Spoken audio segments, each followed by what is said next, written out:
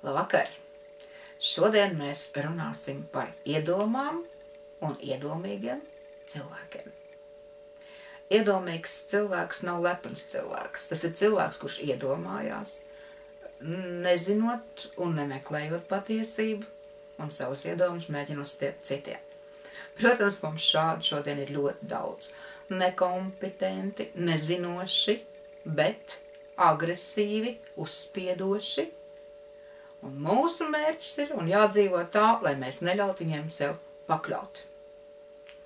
Tātad ir jāmeklē patiesība, ir jāmācās uz sevi paskatīties, un ar iedomām vien paēdz nebūs.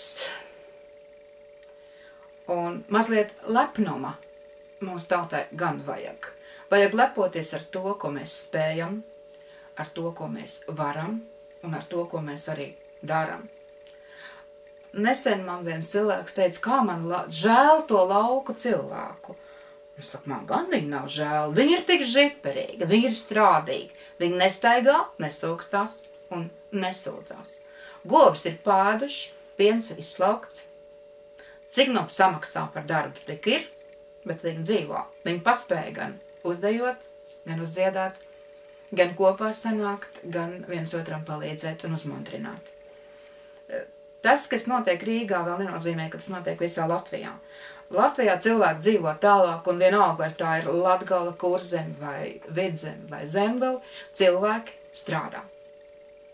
Varbūt vienai daļai vienkārši ir jāpārstāj, iedomāties un jāsāk vairāk darīt. Arī veselība ir atkarīga no tā, ko mēs domājam. Tātad vajag ne tik daudz prātot, bet darīt. Un es nevaru, man nesanāk, es nezinu, tādu vārdu neeksistē. Ir jāpamēģina. Un interesanti ir tas, ka pie pirmā mēģinājuma lielākoties visiem arī izdodās. Un varbūt vajag mēģināt. Arī tie vecāki, kuriem bērni jau izauguši lieli, neprot dzīvot savu dzīvi, tad varbūt nevajag tik daudz domāt, bet ir jāmeklē hobiji, nodarbošanās.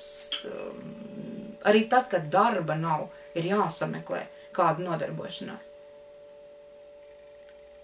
Kad es skatos, ka tepat blakus zvejnieki brauc kupenā un nevar ar lāpstu notīrīt to sniegu, jauni veseli vīrieši.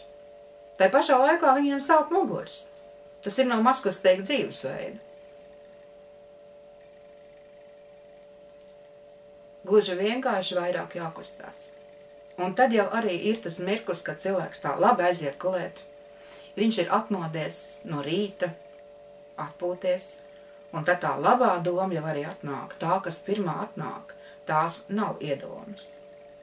Bet tad atnāk bailes. Tad nevajag nobīties, bet vajag pamēģināt. Un mums ir ļoti daudz tie, kas mēģina. Gan šūt, gan izšūt, gan pīt. Un ir tik ļoti daudz cilvēki. Labi, viņi varbūt nesaņem par to daudz samaksu, bet viņi iet un dara.